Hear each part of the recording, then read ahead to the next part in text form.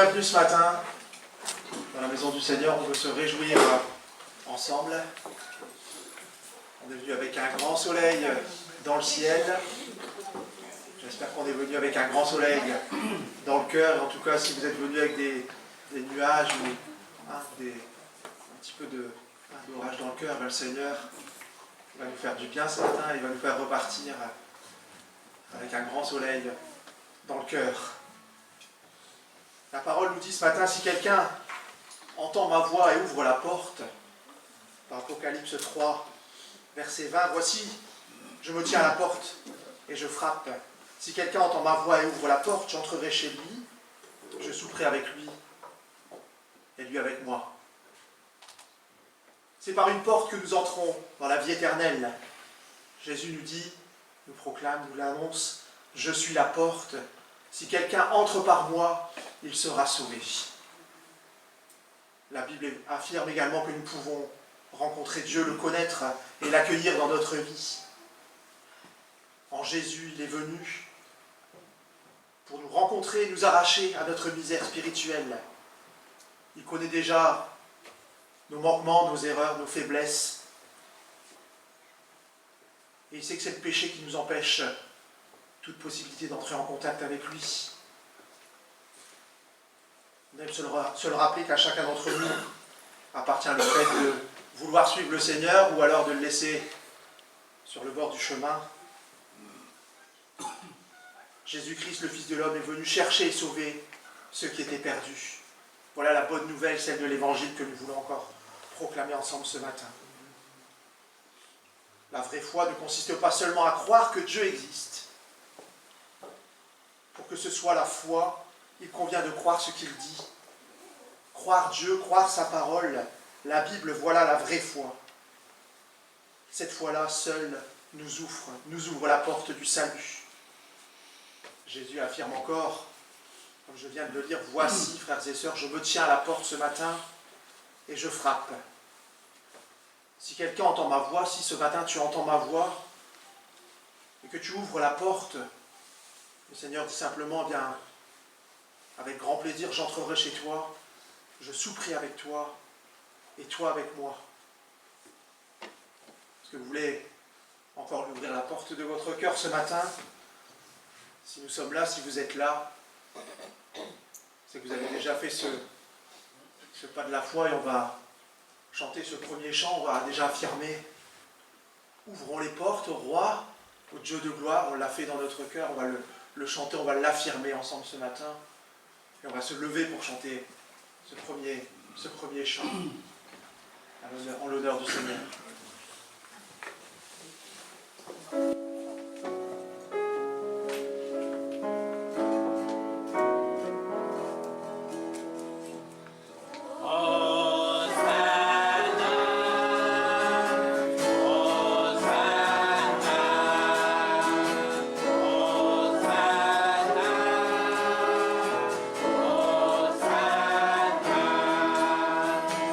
Pour les morts,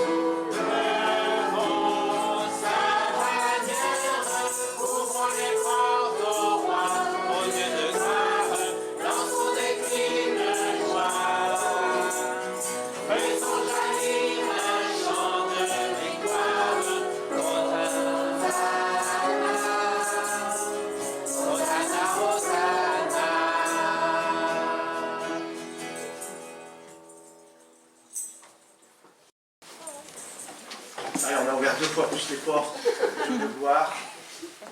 Amen. L'Éternel est mon berger, je ne manquerai de rien. Ce psaume qu'on connaît par cœur. Dieu reprend en main son peuple, il le comble. Et Israël n'aura de la sorte plus rien à demander à qui que ce soit.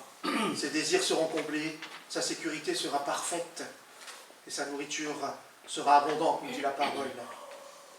Car la tâche du berger est tout à la fois de défendre et de faire paître son troupeau. Dieu fait les choses bien. Son troupeau est étalé. Il fait paître son troupeau dans de verts pâturages où l'herbe est bien grasse. Nous sommes amenés encore ce matin à témoigner ensemble de notre confiance auprès du Seigneur, auprès de notre Rédempteur, de notre Sauveur et Seigneur.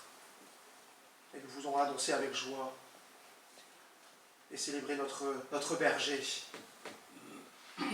Yahweh, Yahweh, l'Éternel est mon berger, de rien je ne manquerai. Ô mon âme, chante mon âme.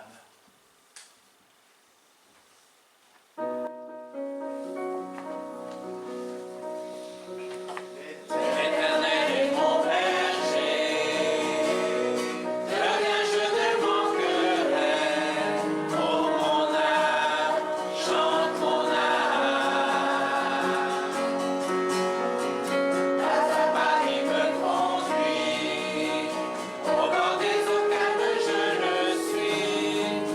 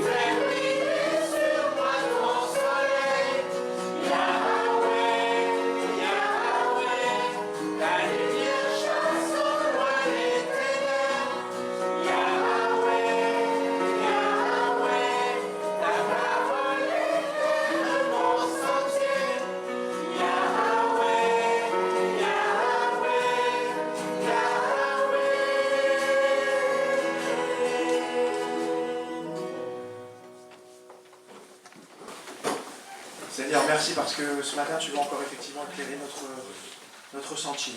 Seigneur, tu veux enlever de nos cœurs, Seigneur, de nos pensées, toutes ces zones d'ombre qui peuvent prendre place, Seigneur, parce que nous sommes faits d'un cœur d'hommes et de femmes, Seigneur, et tu vois combien parfois eh bien, nous laissons facilement ces nuages noirs venir prendre place dans nos cœurs. Seigneur, ce matin, nous sommes au pied de ta croix dès maintenant, Seigneur, parce que tu es celui qui a tout accompli, Seigneur, comme nous aimons nous le rappeler dimanche après dimanche, comme on le fera tout à l'heure. Seigneur, c'est ce Dieu vivant et vrai que nous sommes venus servir ce matin, Seigneur, que nous sommes venus honorer, à qui nous sommes venus apporter notre louange et la reconnaissance de nos cœurs. C'est à ce grand Dieu que nous sommes venus aussi reconnaître ce matin notre petitesse, Seigneur, nos faiblesses, nos manquements, Seigneur. Et Seigneur, c'est devant toi que nous venons effectivement ensemble te demander pardon pour ce qui n'est pas à ta gloire dans nos vies, Seigneur. Et que, Seigneur, maintenant tu puisses, durant toute cette matinée encore, nous faire du bien, Seigneur. Seigneur, peut-être nous réconcilier avec toi, Seigneur, si nous sommes parfois en tension, parce que c'est très facile, Seigneur, de te mettre de côté. Seigneur, nous voulons ce matin être pleinement centrés sur toi, Seigneur. Je pense à tous nos frères et sœurs qui ne sont pas là ce matin, Seigneur, qui sont chez eux, qui sont au travail, qui sont malades, qui souffrent là dans leur logement, qui sont peut-être déjà partis en vacances, Seigneur. Eh bien, nous te demandons vraiment de les garder. Là où ils se trouvent, Seigneur, que par la pensée, Seigneur, par la prière, et bien, Seigneur, ils puissent sentir qu'on pense à eux, Seigneur, et demandons que tu poses ta main pleinement sur eux, Seigneur, comme tu vas poser ta main sur nous ce matin, Père. Merci parce que tu as déjà préparé un message pour nous, Seigneur. Tu as une parole à nous laisser ce matin, Seigneur, et que nous puissions avoir les oreilles grandes ouvertes, le cœur bien disposé, Seigneur, pour pouvoir recevoir ce que tu vas encore semer dans nos vies. Seigneur, nous avons besoin encore d'être façonnés par toi, Seigneur. Toi, le grand potier, Seigneur, nous sommes cette argile que tu veux manipuler, façonner. Seigneur, merci parce que tu prends soin de chacun d'entre nous, Seigneur. Merci parce que nous avons un grand prix à tes yeux. À toi toute la gloire, Seigneur Jésus. Amen. Amen. Dans Galates, au chapitre 4, il est dit, afin qu'il racheta ce qui était sous la loi, afin que nous reçussions l'adoption, et parce que vous êtes fils, Dieu a envoyé dans nos cœurs l'esprit de son Fils, lequel crie « Abba, Père ». Ainsi tu n'es plus esclave, mais fils. Tu es fils et fille. Tu es aussi héritier, héritière, par la grâce de Dieu. On aime se rappeler, ça me fait toujours penser à ces camps qu'on faisait avec les enfants il y a quelques années, avec des princes et des princesses. Eh oui, nous appartenons au grand roi, nous sommes héritiers du grand roi, alors peut-être que on a du mal à se le dire, mais oui, je suis enfant de Dieu, je fais partie de cette belle et grande famille, je suis l'héritier du grand roi. On va chanter ce chant qui dit « Abba Père » bien avant le chant qui créa l'univers. Tu rêvais, Seigneur, tu rêvais déjà du jour où tu pourrais m'aimer. Musique, maestro.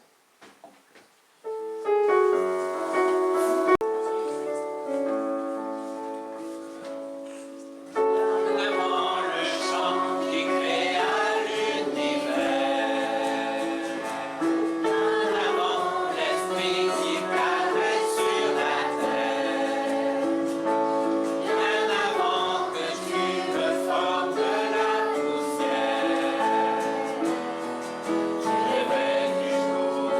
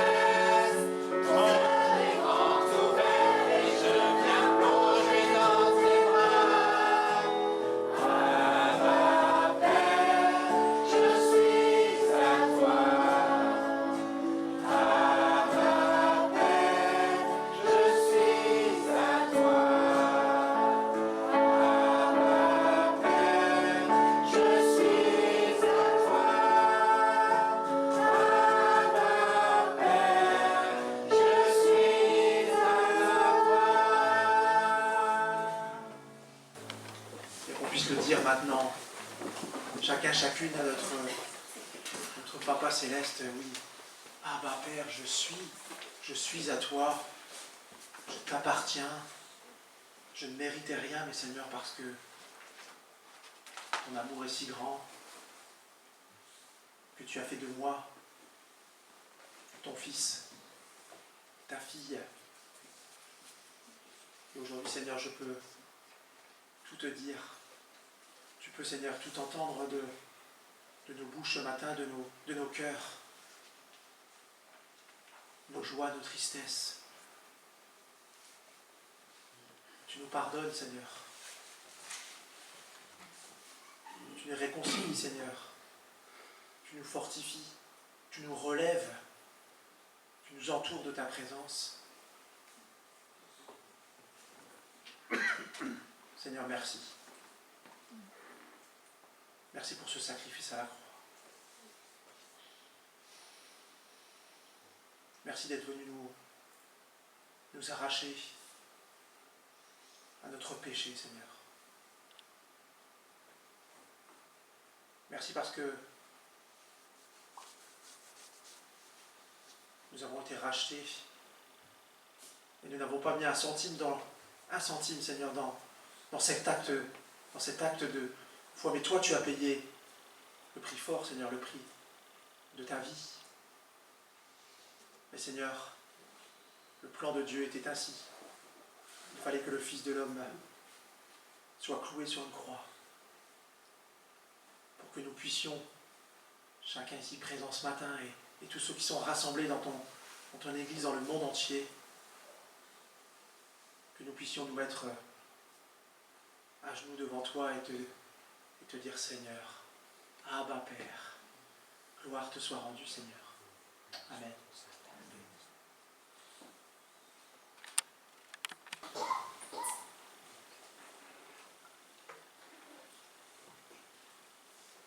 Souvenez-vous dans quel état vous étiez avant que le Seigneur entre dans votre vie. C'est bon des fois de se rappeler d'où on part dans notre vie chrétienne. Et de se rappeler combien on est comme des jeunes fiancés, des jeunes mariés, tout feu, tout flamme.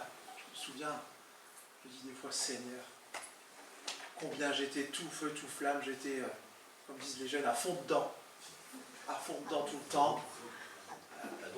À donf, encore mieux, à donf. Aujourd'hui, je suis toujours à fond.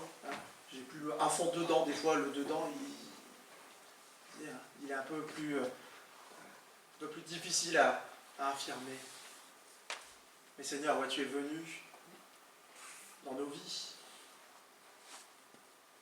Il y a autant de témoignages qu'on est dans la salle ce matin. Tu as choisi le moment de venir nous interpeller, de venir te révéler à nous.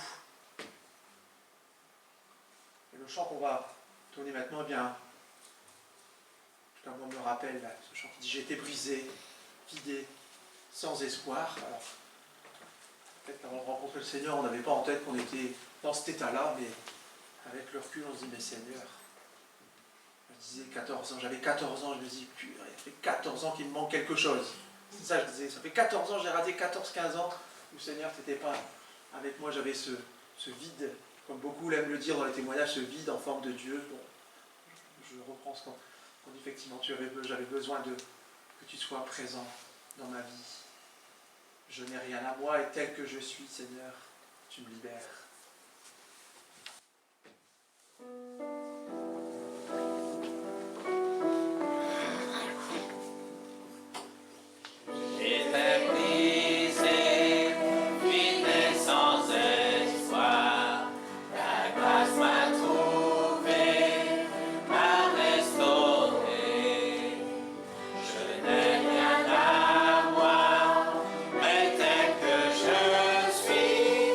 Tu me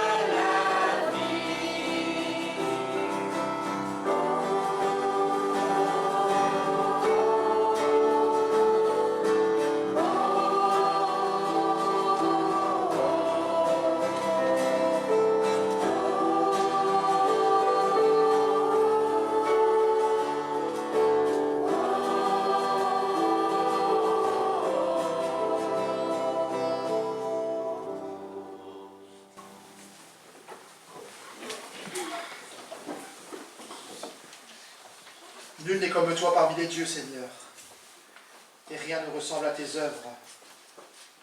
Toutes les nations que tu as faites viendront se prosterner devant ta face, Seigneur, et rendre gloire à ton nom.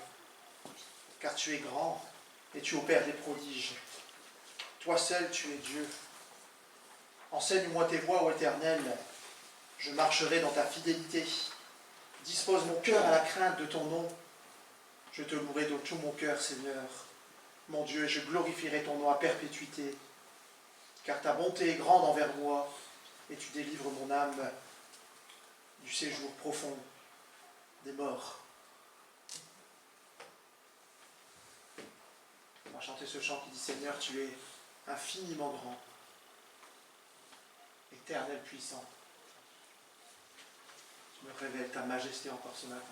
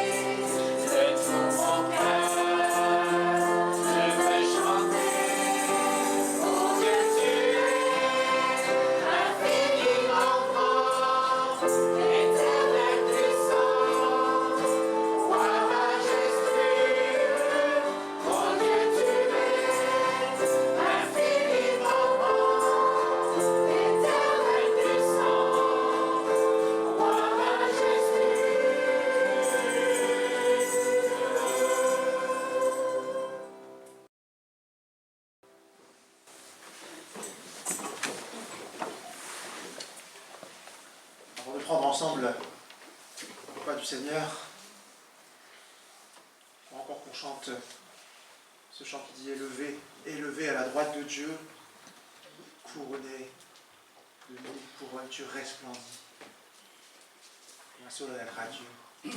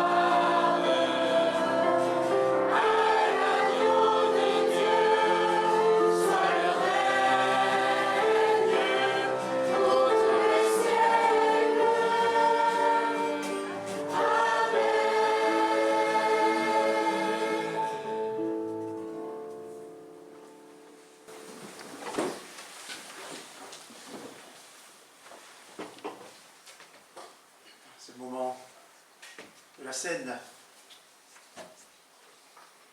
on aime dire que c'est effectivement nous rappeler que c'est le moment le plus important de notre culte. Non pas que le fait de pouvoir chanter, de pouvoir honorer le Seigneur, c'est pas important, mais on veut,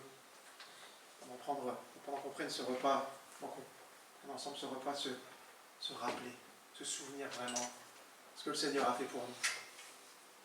Je veux simplement partager avec vous un petit texte que j'ai lu cette semaine.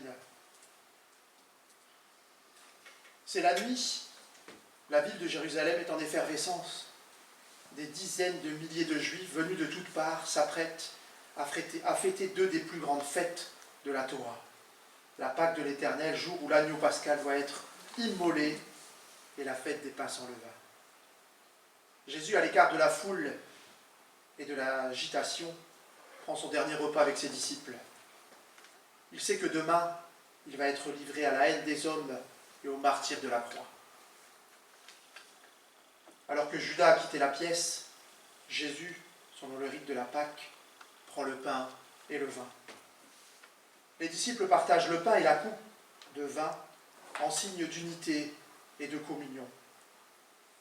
L'instant est solennel, les visages sont graves.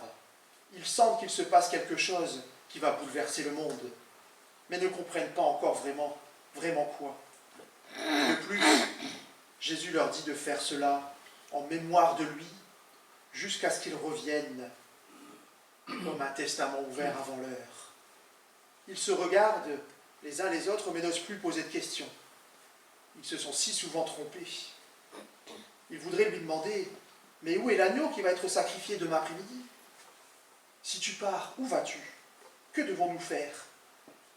Tu dis que tu ne prendras plus ce pain et ce vin jusqu'à ce que le royaume de Dieu soit venu. Mais c'est quand ? » Ils se taisent.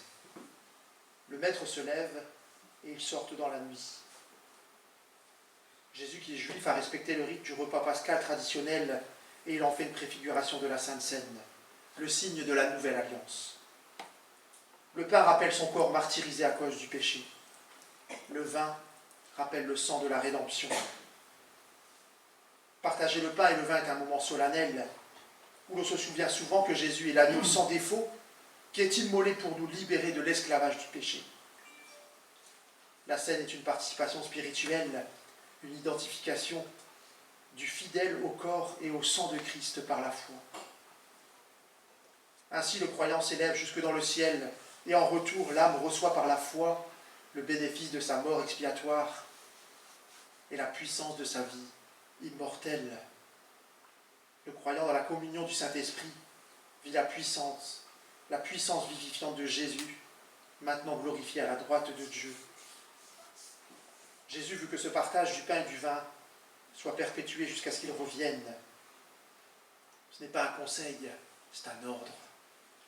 Cependant, prenons garde à l'avertissement solennel de la parole de Dieu. Il est dangereux de prendre la scène indignement.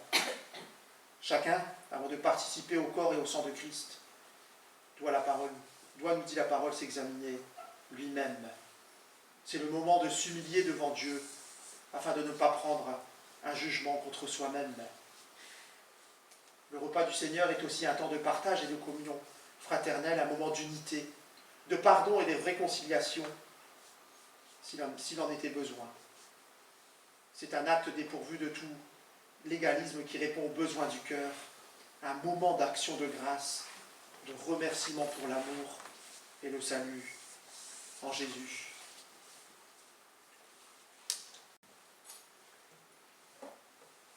Nous puissions maintenant bien vraiment nous placer encore une fois devant le Seigneur. On l'a chanté, on l'a dit, tel que je suis, Seigneur, je viens à toi.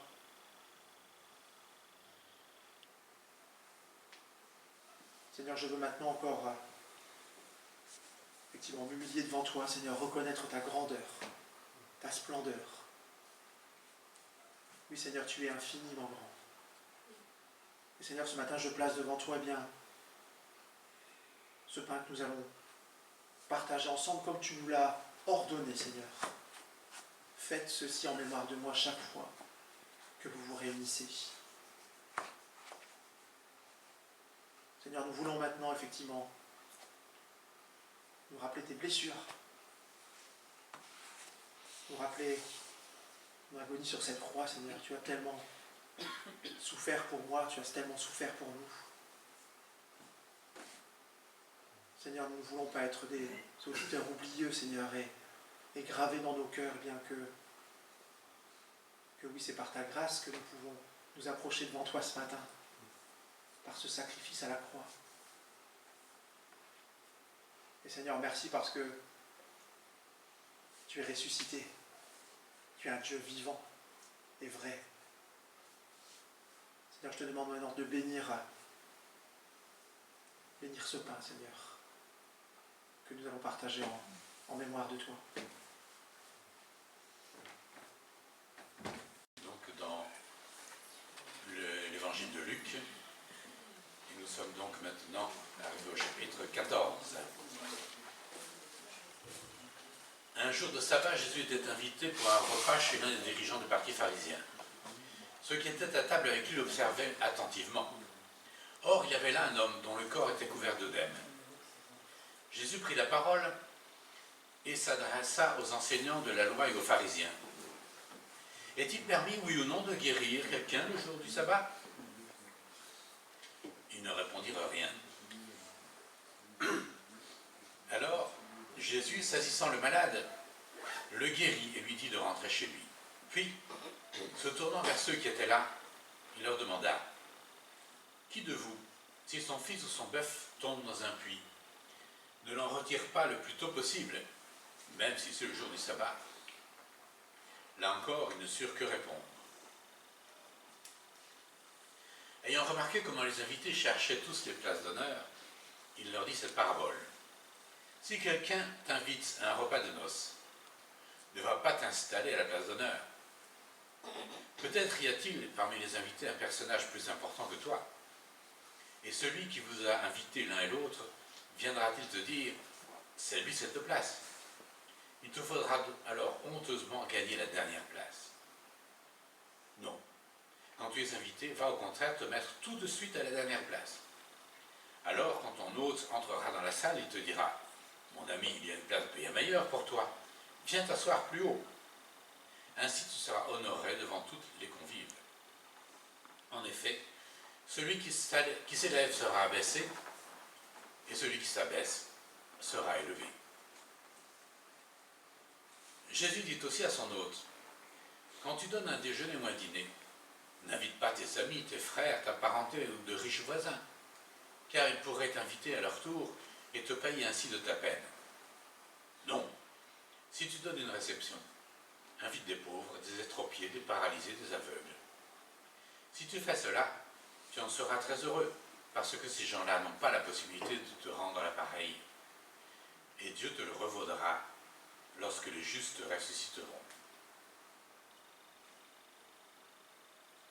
À ces mots, l'un des convives dit à Jésus: heureux celui qui prendra part au banquet dans le royaume de Dieu. Jésus lui répondit: un jour, un homme avait organisé une grande réception. Il avait invité beaucoup de monde. Lorsque le moment du festin arriva, il envoya son serviteur dire aux invités: venez maintenant, tout est prêt. Mais ceux-ci s'excusèrent tous l'un après l'autre.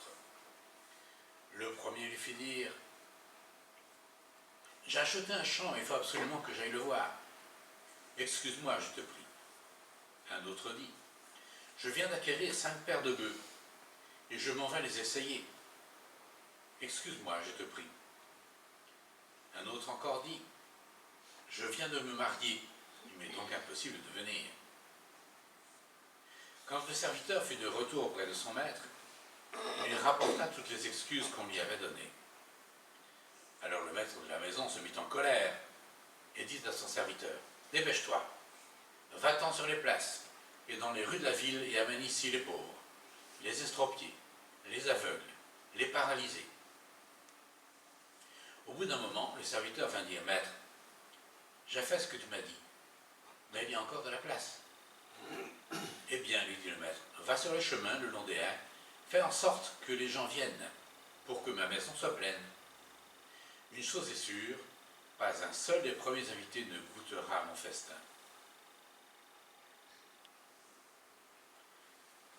Comme de grandes foules accompagnaient Jésus, il se retourna vers ceux qui le suivaient et leur dit, « Si quelqu'un vient à moi et n'est pas prêt à renoncer à son père, sa mère, sa femme, ses enfants, ses frères, ses sœurs, même à sa propre vie, il ne peut être mon disciple. Celui qui ne porte pas sa croix et ne me suit pas ne peut être mon disciple. En effet, si quelqu'un de vous veut bâtir une tour, est-ce qu'il ne prend pas d'abord le temps de s'asseoir pour calculer ce qu'elle lui coûtera et de vérifier s'il a les moyens de mener son entreprise à bonne fin? Sans quoi il n'arrive pas à terminer sa construction après avoir posé les fondations. Il risque d'être la risée de tous les témoins de son échec. Regardez, diront-ils, en voilà un qui a commencé à construire et qui n'a pas pu terminer. Ou bien supposez qu'un roi soit sur le point de partir en guerre contre un autre. Ne prendra-t-il pas le temps de s'asseoir pour examiner s'il peut, avec 10 000 hommes, affronter celui qui est sur le point de marcher contre lui avec 20 000? S'il se rend compte qu'il en est incapable, il lui enverra une délégation pendant que l'ennemi est encore loin pour négocier la paix avec lui. Il en est de même pour vous.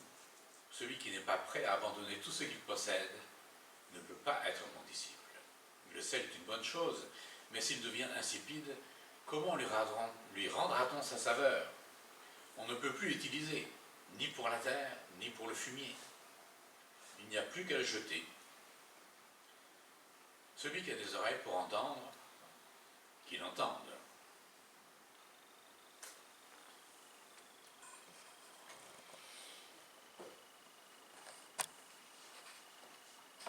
Un jour, dans un village, il y avait des noces, des belles noces. Cela se passait à Cana, en Galilée.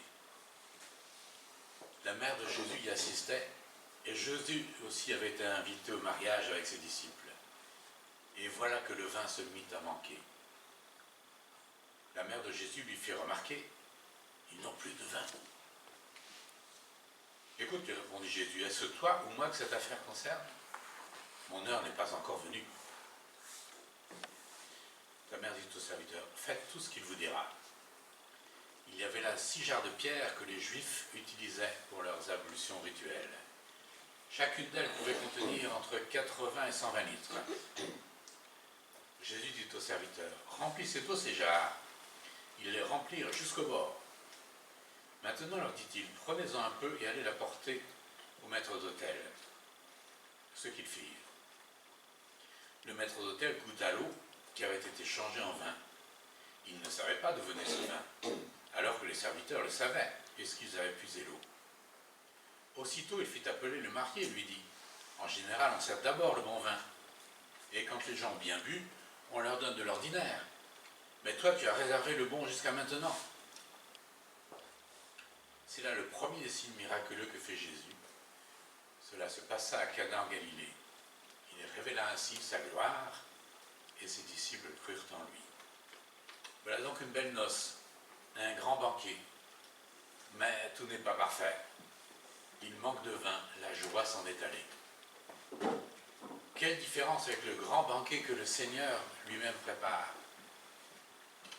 Mais voilà, ce n'était pas encore l'heure pour lui de réaliser ce pourquoi il était venu sur la terre, ce sacrifice suprême, qui nous ouvre les portes de la demeure éternelle du grand banquet. Son heure n'est pas encore venue. Pour l'occasion, il se contentera donc de corriger le défaut de la joie en apportant le meilleur vin que la terre ait jamais connu. Et j'aurais bien voulu y goûter. Donc Jésus, dans cette nouvelle étape de sa montée à Jérusalem, est une nouvelle fois en prise avec les pharisiens, qui comme d'habitude cherchent à le prendre en défaut. C'est encore pour le Seigneur une occasion de les avertir et de nous apporter par ses exemples et ses paraboles, comme celle du grand banquet et des invités, des enseignements précieux, enseignements qui ne semblent guère profitables à ses hôtes. Nous avons vu dans le chapitre précédent comment Jésus cheminait et Très récemment, donc, nous avons vu que les pharisiens tentaient de le dissuader d'aller à Jérusalem, prétextant qu'Hérode voulait le faire mourir.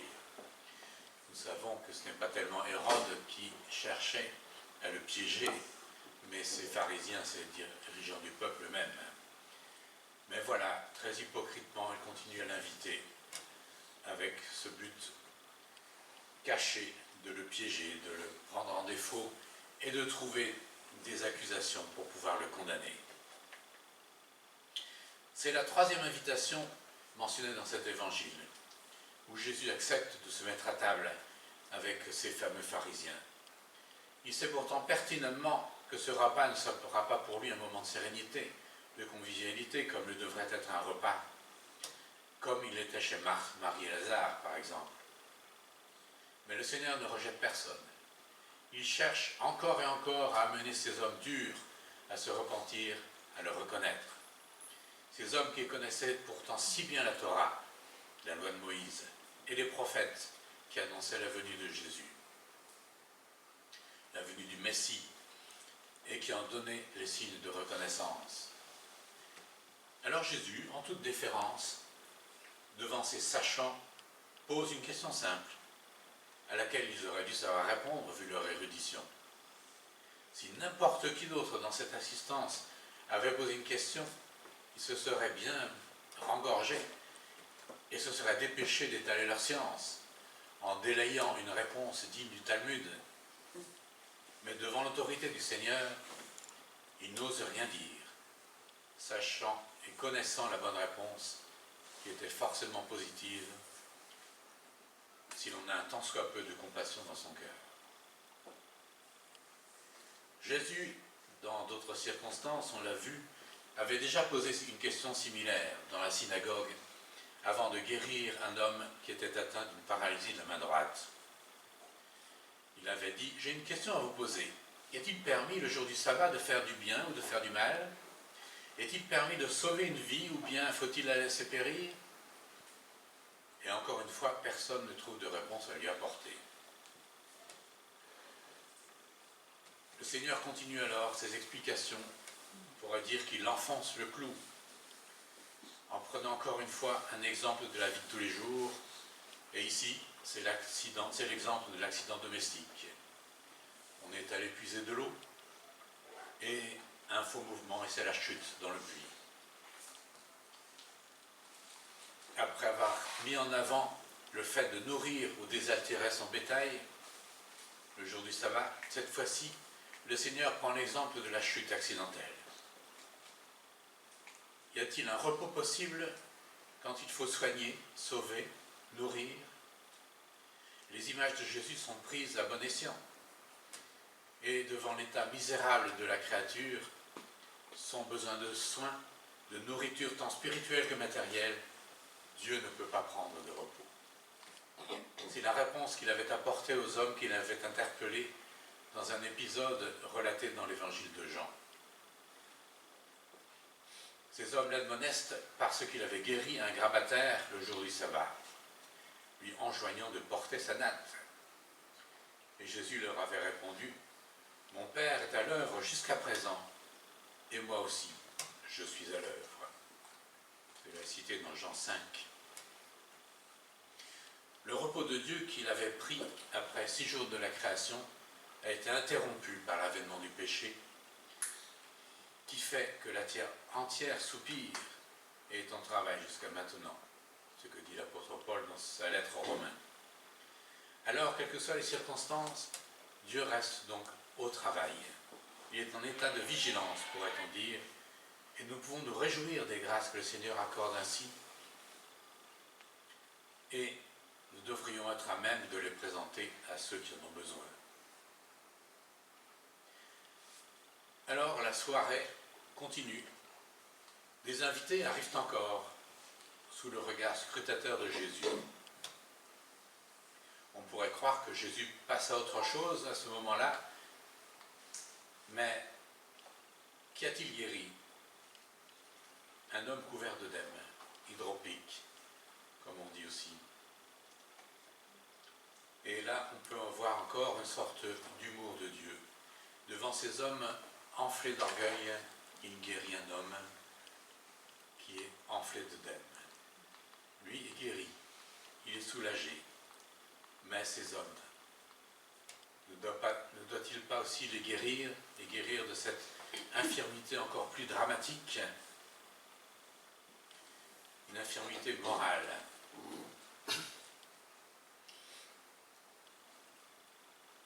causée par leur orgueil et leur volonté de paraître comme la grenouille de la fable. Et quelle différence entre Jésus et ses interlocuteurs? Jésus ne cherche pas les places d'honneur, bien au contraire, il prend celle du compagnon toujours au service de son entourage. Qu'est-ce que nous dit l'apôtre Paul à ce sujet dans Philippiens 2, versets 6 à 8? Lui qui était de condition divine ne chercha pas à profiter de l'égalité avec Dieu, mais il s'est dépouillé lui-même et il a pris la condition d'un serviteur en se rendant semblable aux hommes. Se trouvant ainsi reconnu à son aspect comme un simple homme, il s'abaissa lui-même en devenant obéissant jusqu'à subir la mort, oui, la mort sur la croix. Mais quant à ces autres et les autres invités, leur plus grand souci est d'être bien placés. Et cela n'est pas innocent. À cette époque surtout, beaucoup plus que maintenant, la place dans un banquet était déterminante si l'on voulait accéder aux meilleurs morceaux. Et également, cela flattait leur orgueil. En se montrant en bonne place, comme on dit encore maintenant, cela flattait leur ego et affirmait leur préséance. C'est comme aujourd'hui, par exemple, être sur la photo avec une huile quelconque. Si on est proche physiquement du président du jour, on a forcément dans l'imaginaire collectif de l'entre-gens. Ce qui n'est pas forcément exact. Mais c'est un exercice que certains essayent de faire. Comme tout cela est dérisoire, mais c'est l'occasion pour Jésus de leur amener cette vérité. Celui qui s'élève sera abaissé, tandis que celui qui s'abaisse sera élevé. Une phrase valable pour tous, qui nous parle à tous. Nous n'avons pas à, par nous-mêmes, chercher à paraître, mais à rester à la place que Dieu nous a assignée. Mais c'est aussi une phrase prophétique, et qui est aussi un avertissement solennel. Celui qui ne reconnaît pas la souveraineté de Dieu, qui ne se reconnaît pas pécheur devant lui, son orgueil empêche de se repentir, sera précipité dans le puits de la perdition éternelle. Quant à Jésus, la suite du poème cité par l'apôtre Paul nous l'affirme avec force, il sera haut élevé. C'est pourquoi Dieu l'a élevé à la plus haute et lui a donné le nom qui est au-dessus de tout nom, pour qu'au nom de Jésus, tout être s'agenouille dans les cieux, sur la terre et jusque sous la terre, et que chacun déclare « Jésus-Christ est Seigneur » à la gloire de Dieu le Père. On peut remarquer que tous devront rendre gloire au Seigneur, quelle que soit leur position, que l'on soit avec le Seigneur pour partager sa gloire, ou avec les rebelles pour partager les tourments éternels. Alors quelle est la meilleure position? Se faire de l'autopromotion, ou ça va rester dans l'humilité, en toutes circonstances, sachant que nous ne méritons rien, et que dès que nous regardons à nous-mêmes, nous ne faisons que de renforcer un orgueil mal placé, ou, en regardant nos pieds plutôt que le chemin tracé par le Seigneur, être en grand risque de faire fausse route. Le Seigneur poursuit alors sa démonstration en s'adressant ensuite à son hôte, après avoir admonesté les invités. Pourquoi inviter en priorité sa caste? Par amour pour eux? Parce que l'on veut leur apporter de l'affection, leur fournir un moment de convivialité? Nous savons bien comment les choses marchent. Ce type de dîner est uniquement protocolaire et desséchant. Alors que si cet hôte invitait les déshérités, comme on dit aujourd'hui, quelle joie il apporterait autour de lui. Nous verrons d'ailleurs dans le chapitre suivant une mise en pratique de cela avec le Seigneur. après tout, si l'invité c'est véritable voisin, cet homme, comme il serait grandi, tous applaudiraient sa générosité et en parleraient autour d'eux. Et cela ne s'adresse évidemment pas qu'à l'hôte de Jésus, ce jour-là. Nos invitations doivent toujours être un reflet de notre générosité, de notre affection fraternelle. Mais le plus grand message de cet enseignement, c'est celui du grand hôte, Dieu lui-même, qui lance son invitation vers tous, du moins tous ceux qui l'acceptent. C'est le sujet de la parabole qui va suivre. Un des convives se croit à ce moment-là obligé d'abonder dans le sens de Jésus, non par conviction, non parce qu'il avait mis sa confiance dans le Seigneur, mais comme le Seigneur avait gagné le match avec les pharisiens, qu'il venait de moucher, il veut se faire bien voir.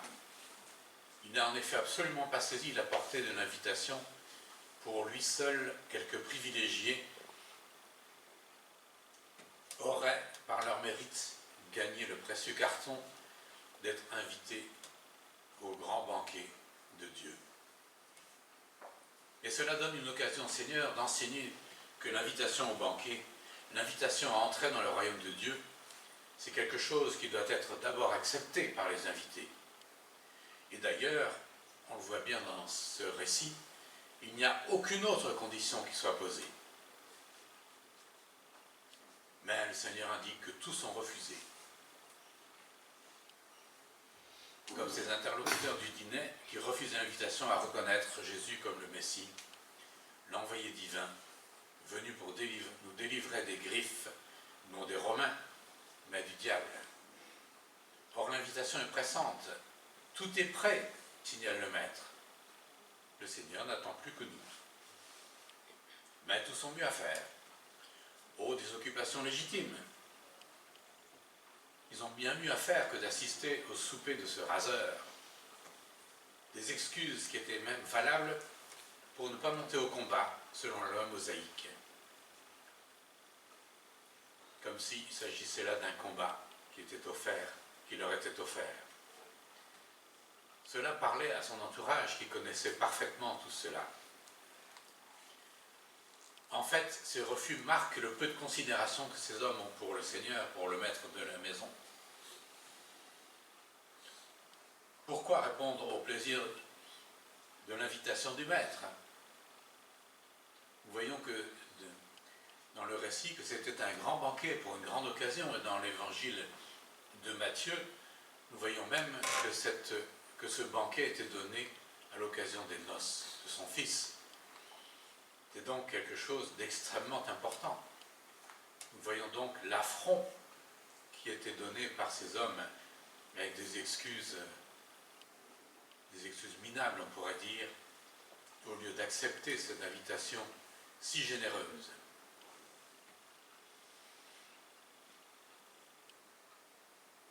Ces excuses, donc, auraient pu être valables pour une invitation banale, mais pas pour l'invitation au grand banquet des cieux.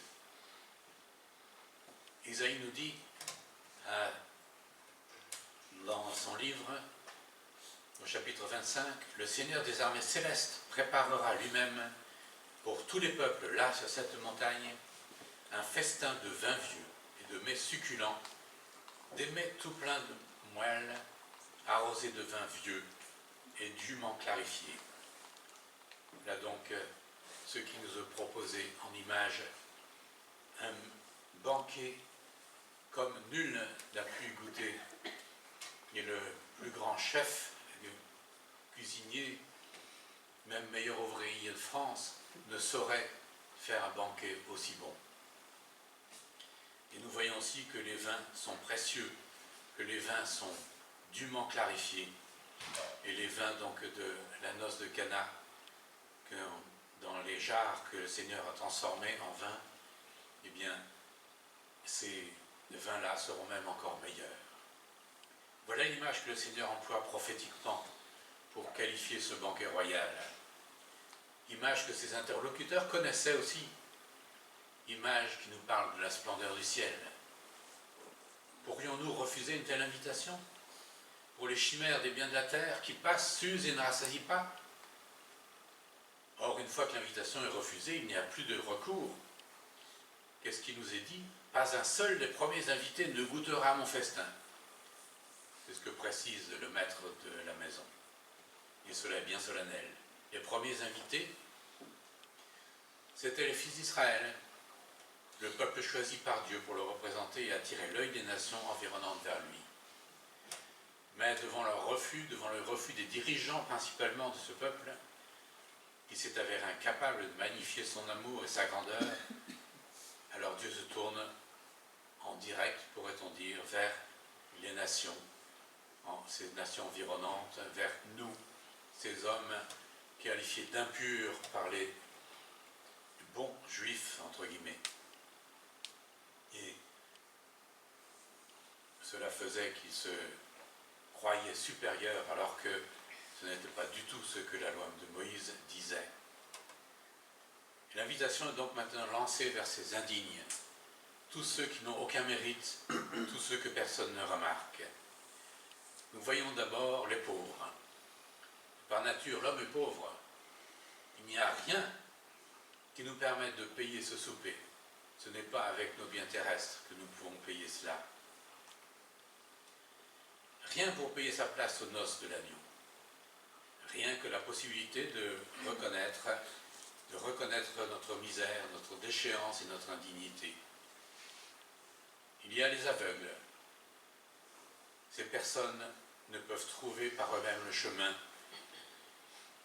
comme nous ne pouvions pas non plus le trouver par nous-mêmes si Dieu ne nous avait éclairés. Il y a les estropiés, les boiteux, les paralysés. En effet, personne ne peut venir de lui-même à Dieu. Et qu'est-ce que dit le Seigneur? Moi, je suis le chemin, la vérité et la vie. Nul ne vient au Père que par moi. Et encore, nul ne peut venir à moi, à moins que le Père qui m'a envoyé ne le tire, et moi, je le ressusciterai au dernier jour. Jean 14 et Jean 6. Donc voilà ceux qui sont invités en toute priorité. Et toutes ces personnes, eh bien, c'est nous qui étions incapables de trouver le chemin. Après avoir ratissé tous ces parias, il y a encore de la place au grand banquet. C'est extraordinaire. Tous peuvent entrer s'ils acceptent l'invitation des serviteurs. Il n'y a pas de limite, pas de numerus clausus. On ne s'arrête pas, par exemple, à 144 000 places, comme le croient certains. Le serviteur part donc pour une troisième tournée vers ceux qui sont simplement désœuvrés, qui ne sont ni pauvres ni riches, et qui pourraient par négligence passer à côté de ce banquet de la grâce. Le serviteur est ici une figure de l'Esprit Saint qui peut nous convaincre de nous tourner vers le Seigneur. Mais c'est aussi tous ceux qui peuvent colporter cette bonne nouvelle. Et si le Seigneur patiente, si l'invitation s'adresse à tous encore aujourd'hui, c'est parce qu'il veut que tous les hommes soient sauvés, comme le précise l'apôtre Paul à Timothée. Mais c'est aujourd'hui qu'il faut accepter. Demain, il sera trop tard. Voilà, Jésus est maintenant sorti de chez le pharisien. Mais les foules l'attendaient. Et quelles étaient les motivations de ces foules? Pour beaucoup, Jésus était un simple gourou qui était capable de guérir de beaucoup d'affections. Ils le suivaient comme un troupeau d'oies qui aperçoit la fermière avec le sac de grains. Mais suivre Jésus, ce n'est pas cela. Et c'est ce que le Seigneur s'efforce alors d'expliquer. Suivre Jésus, c'est être son disciple. Et être son disciple, ce n'est pas écouter paresseusement un message agréable, un beau discours. C'est s'engager à sa suite. Or, à sa suite, on ne peut entraîner personne de force. Il faut ainsi être prêt à quitter sa famille si elle ne nous suit pas, ses anciens amis, ceux que nous pourrions avoir fréquentés sur de mauvaises bases, mais aussi ceux qui n'admettent pas notre nouveau chemin. Il faut savoir endurer les moqueries, parfois, et nous le savons dans certaines contrées, parlait encore tout à l'heure, en Ukraine, par exemple, ou en Inde, ou dans beaucoup d'autres endroits. C'est une persécution franche qui nous attend. Nous ne sommes pas sans savoir que certains y ont laissé leur vie. En tout état de cause, c'est renoncer à sa conduite avant de connaître Jésus, où l'on s'en permettait parfois bien des écarts. Mais nous ne l'aurons pas sans l'aide du Seigneur si nous nous détachons un seul instant les yeux de sa personne. Ces travers peuvent vite refaire surface si, comme le dit l'apôtre Paul, nous ne nous tenons pas pour morts au péché.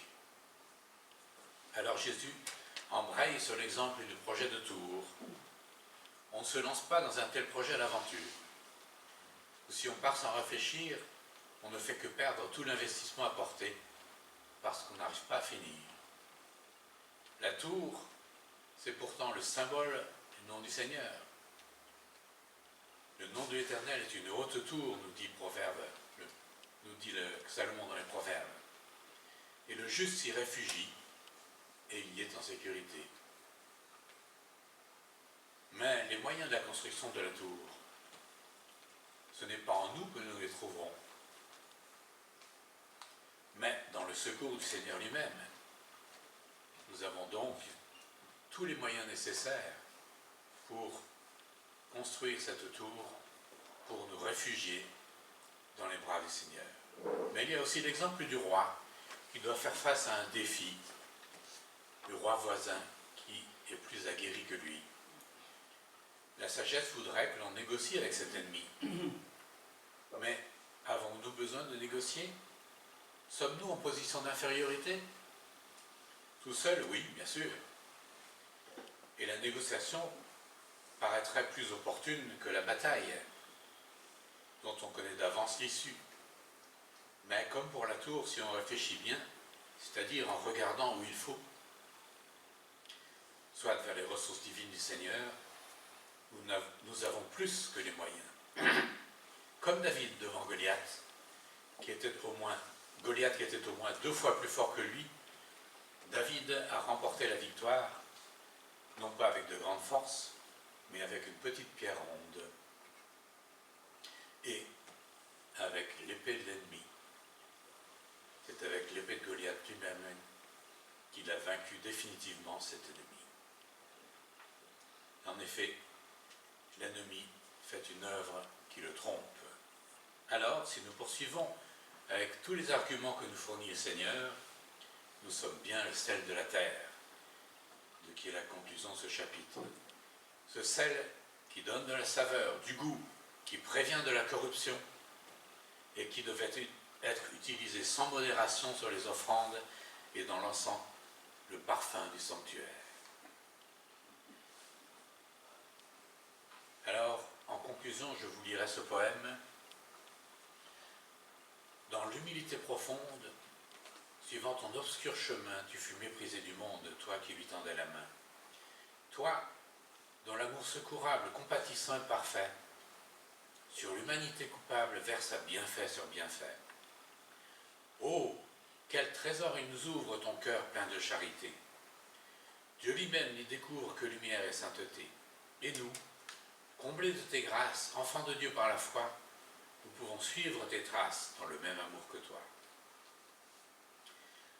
Sous l'opprobre et l'amertume et l'angoisse et le labeur, si notre chair se consume, que ton exemple sauveur chaque jour nous encourage, malgré notre infirmité, à reproduire l'image de ta sainte humanité.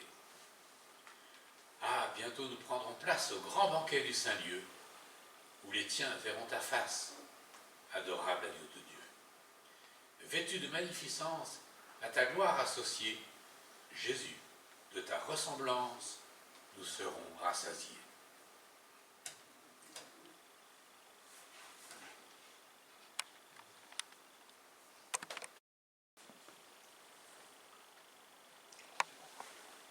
Demain, groupe de dames à 2h30 chez Chantal.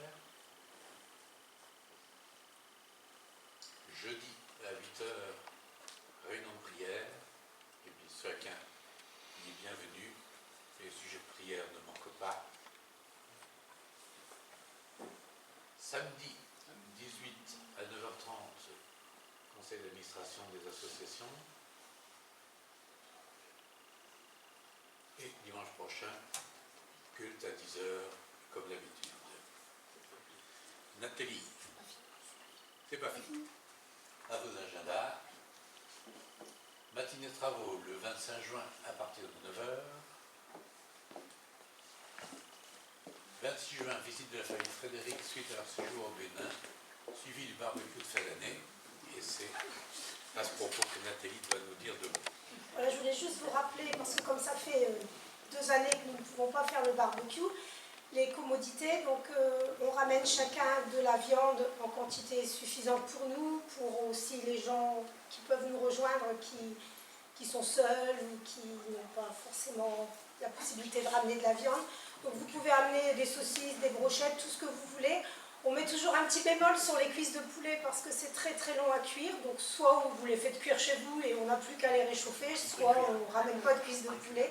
Il faut ramener des salades, du pain, des boissons et des desserts. Bien sûr, nous mettons tout en commun et vous êtes surtout tous les bienvenus. J'ai invité la famille Frédéric qui restera avec nous pour le barbecue. Voilà. Joyeux anniversaire à Annie.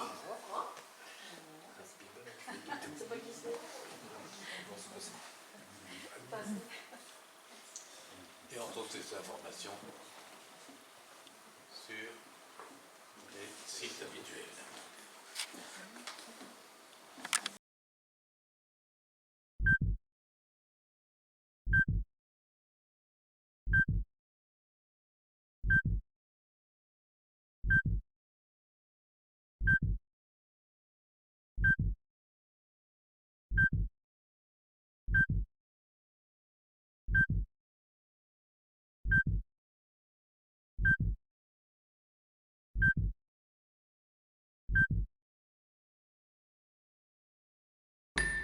Thank